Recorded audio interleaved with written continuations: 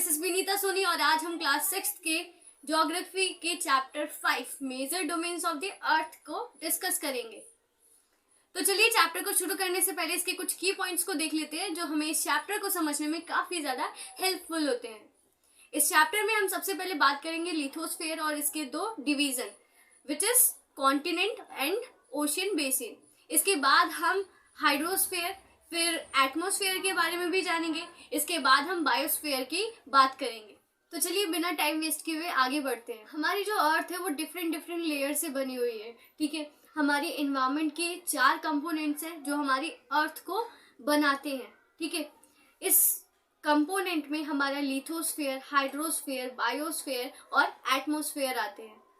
और अब हम एक एक करके इन सारे लेयर्स के बारे में, इन सारे जोन्स के बारे में एकदम ब्रीफली एनालाइज करेंगे। तो चलिए सबसे पहले जानते हैं लिथोस्फीयर के बारे में। लिथोस्फीयर हमारे अर्थ का ऊपरी क्रस्ट यानी भूपर्पटी होती है। ये जो लेयर होती है वो काफी ज्यादा थीन यानी मोटी होती है और इस लेयर में बहुत ज्यादा न्यूट्रिएंट्स यानी पोषक तत्व पाए जाते हैं जो कि हर लिविंग ऑर्गेनिज्म के लिए जरूरी होती है।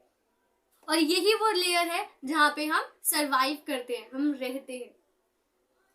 ये जो लिथोस्फीयर वर्ड है ये हमने ग्रीक लैंग्वेज से लिया है। लिथोस का मतलब होता है स्टोन, ठीक है। एटमॉस का मतलब होता है वेपर और हाइड्रोस का मतलब वाटर एंड बायो का मतलब होता है लाइफ, यानी वो लेयर जिसपे सारे लिविंग ऑर्गेनिज्म सरवाइव करते हैं। हमारी जो अर्थ है वो 2 पार्ट्स में डिवाइड है। पहला लार्ज लैंड मास वाला यानी बड़ा भूभाग स्थल वाला, ठीक है। इसे हम क्या कहते हैं, कॉन्टिनेंट कहते हैं, हिंदी में इसे महाद्वीप कहते हैं। दूसरा है हमारा ह्यूज वाटर बॉडीज यानी समुद्र, महासागर, नदियों वाला ये जो भाग है ये हमारा ओशियन बेसिन के नाम से जाना जाता है। हमारे वर्ल्ड में जितने भी ओशियंस हैं ये सारे के सारे एक दूसरे से इंटरकनेक्ट होते हैं यानी एक दूसरे से जुड़े हुए होते हैं। आप सभी ने माउंट एवरेस्ट के बारे में तो सुना ही होगा। माउंट एवरेस्ट की ऊंचाई 8,848 मीटर है। इसकी चढ़ाई करने वाले पहले 2 मैन थे। पहले हमारे एडमंड हिलेरी जो कि न्यूजीलैंड के रहने वाले थे और दूसरे हमारे तेंजिंग नार्वे शापा थे जो कि इंडिया के थे। इन दोनों ने 29 मई 1993 को अपनी चढ़ाई पूरी की थी। अगर हम विमेन की बात करें तो हमारी पहली विमेन जिन्होंने माउंट एवरेस्ट की चढ़ाई की थी वो हमारी जुंको तेबे थी जो कि जापान की रहने वाली थी और इन्होंने 16 मई 1975 को अपनी इस चढ़ाई को पूरा किया था माउंट एवरेस्ट की। अगर हम बात करें इंडिया की तो हमारे इंडिया की पहली जो महिला थी वो बुचेंद्री पाल थी। उन्होंने अपनी माउंट एवरेस्ट की चढ़ाई 23 मई 1984 को पूरी की। चलिए आगे बढ़ते हैं और जानते हैं अपनी अर्थ के पहले डिवीजन यानी कॉन्टिनेंट्स के बारे में। हमारे वर्ल्ड में 7 कॉन्टिनेंट्स हैं जो कि एक दूसरे से लार्ज वाटर बॉडीज की वजह से सेपरेटेड है। सबसे पहला हमारा जो कॉन्टिनेंट है वो एशिया कॉन्टिनेंट है। एशिया कॉन्टिनेंट वर्ल्ड का सबसे लार्जेस्ट कॉन्टिनेंट है और ये हमारे अर्थ के सरफेस का 1/3 यानी 1/3 एरिया को कवर करता है। हमारे एशिया कॉन्टिनेंट से ट्रॉपिक ऑफ कैंसर गुजरती है। हमारा जो एशिया कॉन्टिनेंट है उसे यूरोप से अलग करने वाला जो माउंटेन है वो यूरल माउंटेन है जो हमारे यूरोप को हमारे एशिया से अलग करता है। इसके अलावा हमारा जो एशिया कॉन्टिनेंट है वो हमारे ईस्टर्न हेमिस्फीयर में आता है और कभी कभार हम अपने यूरोप और एशिया दोनों के नेम को साथ में लेने के लिए उसे कंबाइन कर देते हैं और कह देते हैं यूरेशिया, यानी जो यूरेशिया है वो हमारे यूरोप और एशिया का एक कंबाइंड नेम है। तो चलिए आगे बात करते हैं यूरोप कॉन्टिनेंट की। यूरोप 3 साइड से वाटर बॉडी से घिरा हुआ है। यूरोप से आर्कटिक सर्कल गुजरता है और हमारा जो यूरोप है वो हमारे एशिया के वेस्ट साइड पे स्टे करता है। चलिए आगे हम डिस्कस कर लेते हैं एक इम्पॉर्टेंट टर्म के बारे में जो कि हमारा स्ट्रेट है। स्ट्रेट जैसे हिंदी में जलमरुद्धान कहते हैं। ये एक नैरो पैसेज होता है यानी संकर्ण लाइन होती है वाटर्स की, ठीक है, पानी की, जो 2 लार्ज वाटर बॉडीज को एक दूसरे से कनेक्ट करती है, ठीक है। इसे हम क्या कहते हैं, स्ट्रेट कहते हैं। इसके लिए हम एग्जाम्पल ले सकते हैं। हमारे भारत और श्रीलंका के बीच में एक स्ट्रेट है, जलमरुद्धान है, जिसका नाम पाक जलमरुद्धान यानी पाक स्ट्रेट। तो चलिए एक और टर्म के बारे में डिस्कस कर लेते हैं जो कि हमारा इस्मस है। इस्मस जिसे हिंदी में स्थल मरुद्यान कहते हैं, ये दो लैंड मासेस के बीच में एक संकीर्ण पैसेज होता है, यानी एक संकीर्ण जगह होती है भूमि की, जो कि दो लैंड मासेस को आपस में कनेक्ट करती है। इसका एग्जाम्पल हम नॉर्थ अमेरिका और साउथ अमेरिका के बीच में मौजूद इस्मस को ले सकते हैं, जिसे हम इस्मस ऑफ पनामा के नाम से जानते हैं। चलिए आगे बढ़ते हैं और जानते हैं अपने थर्ड कॉन्टिनेंट के बारे में। अफ्रीका हमारे वर्ल्ड का सेकंड लार्जेस्ट कॉन्टिनेंट है और यही वो कॉन्टिनेंट है जिससे तीनों इमेजिनरी लाइंस गुजरती हैं, Tropic of Cancer, Tropic of Capricorn और द इक्वेटर। और हमारे अफ्रीका का जो सबसे बड़ा एरिया है वो नदर्न हेमिस्फीयर में आता है। इवन आपने ये भी सुना होगा कि वर्ल्ड की जो सबसे लॉन्गेस्ट रिवर है, सबसे लंबी नदी, नील नदी, वो भी हमारे अफ्रीका से होके ही गुजरती है। एंड वर्ल्ड का सबसे largest hot desert, Sahara desert, it is also located in Africa. तो चलिए अपने एक और कॉन्टिनेंट के बारे में बात करते हैं जो कि हमारा नॉर्थ अमेरिका है। नॉर्थ अमेरिका जो कि हमारे नदर्न हेमिस्फीयर और वेस्टर्न हेमिस्फीयर में आता है और ये वर्ल्ड का थर्ड लार्जेस्ट कॉन्टिनेंट है और ये एक नैरो पैसेज के थ्रू साउथ अमेरिका से कनेक्टेड है। वो नैरो पैसेज क्या है, हमने अभी उसके बारे में जाना था। वो narrow passage isthmus of Panama है।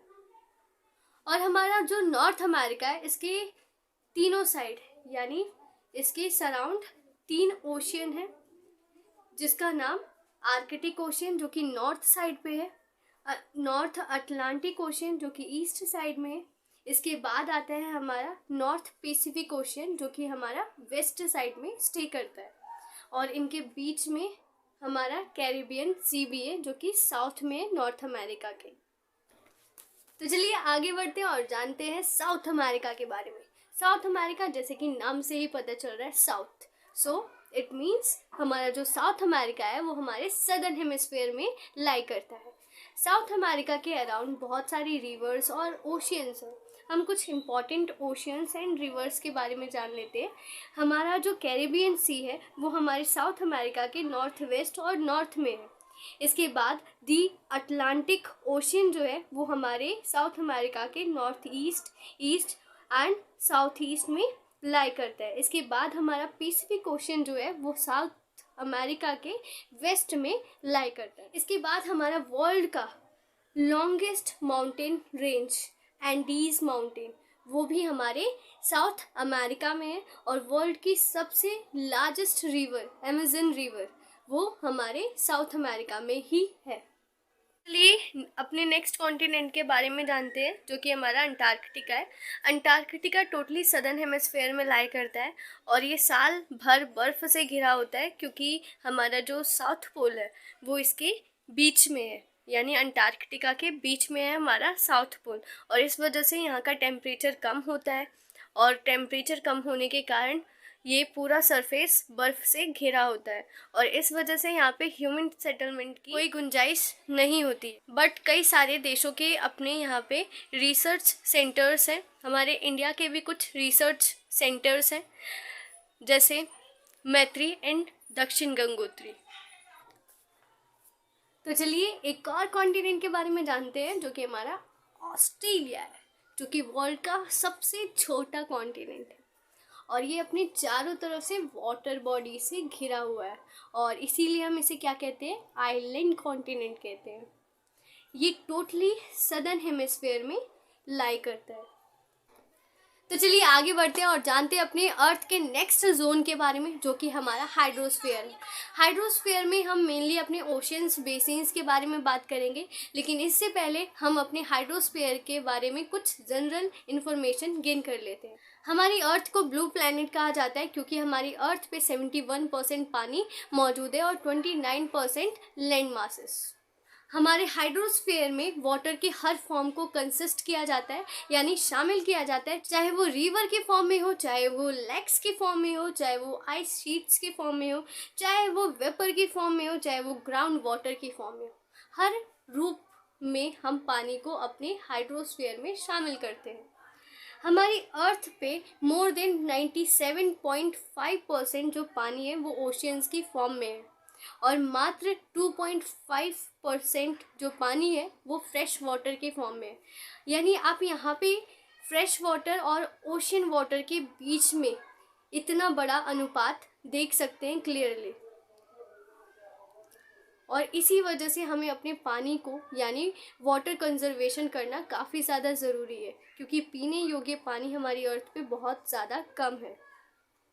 हमारे अर्थ पे जो फ्रेश वाटर का सबसे ज़्यादा परसेंटेज है यानी 2.5 के अंतर्गत जो सबसे ज़्यादा फ्रेश वाटर का परसेंटेज है वो आइस शीट्स और ग्लेशियर्स और उसके बाद हमारा अंडरग्राउंड वाटर के फॉर्म में है। तो चलिए आगे इन्फॉर्मेशन कलेक्ट करते हैं ओशन बेसिन्स की। ओशंस जो होते हैं वो हमारे हाइड्रोस्फीयर का एक मेजर यानी बड़ा पार्ट होते हैं। ओशन वाटर हमेशा मूव करता रहता है एंड सभी ओशंस वर्ल्ड में जितने भी ओशंस हैं वो सारे एक दूसरे से इंटरकनेक्ट होते हैं। ओशंस वाटर में होने वाली 3 जो मुख्य मूवमेंट यानी गतियाँ हैं वो हमारा wave, ocean current and the tide है। हमारे वर्ल्ड में 5 मेजर ओशियंस है, जिसमें सबसे पहला नाम आता है हमारा पैसिफिक ओशियन जो कि वर्ल्ड का सबसे बड़ा ओशियन है। इसके बाद आता है हमारा अटलांटिक ओशियन जो कि वर्ल्ड का सेकंड लार्जेस्ट ओशियन है। इसके बाद Indian ocean and southern ocean और इसके बाद हमारा सबसे छोटा ओशियन जो कि हमारा आर्कटिक ओशियन है। अब हम एक एक करके इन सारे ओशियंस को डिफाइन करते हैं। तो चलिए सबसे पहले बात करते हैं अपने पैसिफिक ओशियन के बारे में। पैसिफिक ओशियन ये वर्ल्ड का सबसे लार्जेस्ट और ये हमारी अर्थ के सरफेस का 1/3 हिस्सा घेरता है और वर्ल्ड का सबसे गहरी जो खाई है वो भी हमारे पैसिफिक ओशियन में लाई करती है जो कि मैरियाना ट्रेंच है। जो पैसिफिक ओशियन है वो शेप में सर्कुलर है और पैसिफिक ओशियन की surround Asia, Australia, North and South Americas है। हमारे वर्ल्ड का सेकंड लार्जेस्ट ओशियन अंटार्कटिका है। ये शेप में एस शेप का है और इसकी दंताकार यानी इंडेंटेड शेप के कारण यहाँ पे पोर्ट और हार्बर्स के काफ़ी अच्छे ऑप्शन प्रोवाइड है और ये कॉमर्स के सेक्टर से काफ़ी ज़्यादा यूज़फुल है। इसकी वेस्ट साइड पे नॉर्थ और साउथ अमेरिका है और ईस्ट साइड पे यूरोप और अफ्रीका मौजूद है जो इसे घेरते हैं। हमारा अगला जो ओशियन है वो इंडियन ओशियन है। ये इकलौता ऐसा ओशियन है जिसका नाम किसी देश के नाम पे पड़ा है और वो देश हमारा इंडिया है, हमारा प्यारा भारत है। ये ट्रायंगुलर शेप का है और इसके नॉर्थ साइड पे हमारा एशिया और वेस्ट साइड पे हमारा अफ्रीका और ईस्ट साइड पे हमारा ऑस्ट्रेलिया लाई करता है।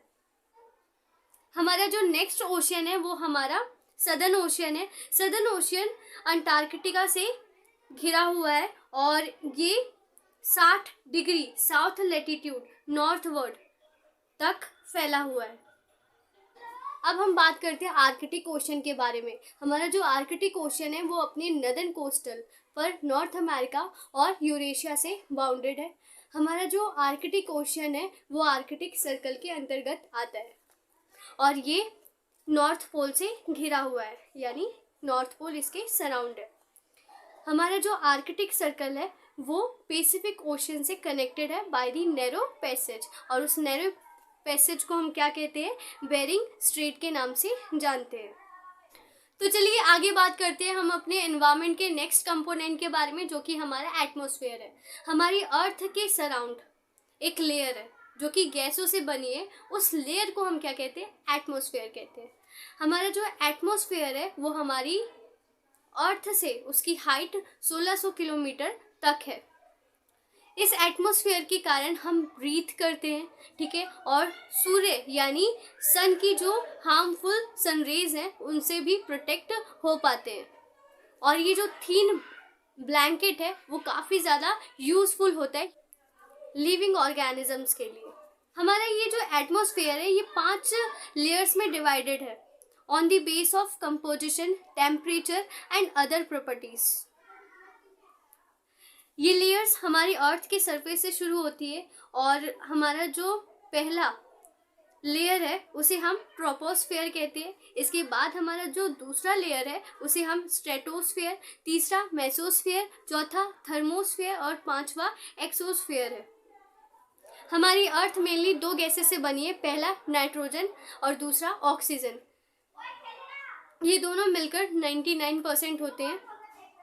हमारी अर्थ पे नाइट्रोजन 78%, दूसरा ऑक्सीजन 21% और बचे 1% जो कि अदर गैसेस, जिसमें कार्बन डाइऑक्साइड और ऑर्गन गैस और बाकी सारी गैसेस शामिल है।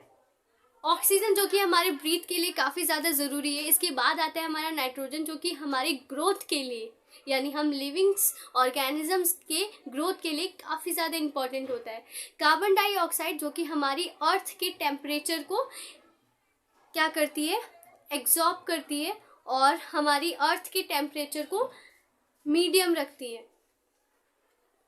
तो इसके लिए कार्बन डाइऑक्साइड काफ़ी ज़्यादा इम्पॉर्टेंट है। इसके अलावा ये प्लांट्स में ग्रोथ का भी काम करती है। अब बात करते हैं डेंसिटी की, जिसे हिंदी में घनत्व कहते हैं। डेंसिटी समुद्र तल पे सबसे ज़्यादा, और जैसे जैसे हम हाइट पे जाते हैं वैसे वैसे हमारी डेंसिटी कम होती जाती है। ऐसा ही हमारा टेम्परेचर और हाइट के साथ होता है। हम जैसे जैसे हाइट पे जाते हैं हमारी टेम्परेचर डिक्रीज़ होती जाती है, और इस वजह से जो क्लाइंबर्स होते हैं, यानी जो पहाड़ों की चढ़ाई करते हैं, वो अपने साथ ऑक्सीजन सिलेंडर कैरी करते हैं, क्योंकि हाइट पे जाते ही हमारी ऑक्सीजन का लेवल गिरने लगता है। हमारा जो एयर है वो हाई प्रेशर से लो प्रेशर की ओर मूव करता है, और जो हवा बहती है उसे ही हम वाइंड कहते हैं। ठीक है। बायोस्फीयर ये हमारे इन्वायरमेंट का नेक्स्ट कंपोनेंट है। बायोस्फीयर में हमारा लैंड, वाटर एंड एयर ये तीनों साथ में पाए जाते हैं। ठीक है। और ये एक नैरो जोन है। हमारा जो बायोस्फीयर है ये काफ़ी ज़्यादा बड़ा है, और ये प्लांट किंगडम और एनिमल किंगडम में डिवाइडेड है। हम एनिमल्स प्लांट्स पे बहुत ज़्यादा निर्भर करते हैं। प्लांट्स हमारी एनवायरनमेंट का एक मोस्ट इम्पॉर्टेंट कंपोनेंट है। प्लांट से हम एनिमल्स, हम ह्यूमन्स बींग्स बहुत सारी चीज़ें गेन करते हैं, अपनी आवश्यकता से ज़्यादा गेन करते हैं। और जब हम अपनी आवश्यकता से ज़्यादा गेन करते हैं तो हम अपने इन्वायरमेंट को हानि पहुंचाते हैं, अपने प्लांट्स को हानि पहुंचाते हैं। ठीक है। एग्जाम्पल के लिए पेड़ों को काटकर हम कारखानों की स्थापना करते हैं। पेड़ों को काटने की वजह से ऑलरेडी हमने CO2 का एक कंजप्शन करने का तरीका खो दिया है, और इसके बाद हम कारखानों से निकलने वाले धुएं को भी कंट्रोल नहीं कर पाते, जो हमारे एनवायरनमेंट को पल्यूट करता है। Please like, share and subscribe of this channel. मिलते हैं नेक्स्ट वीडियो में।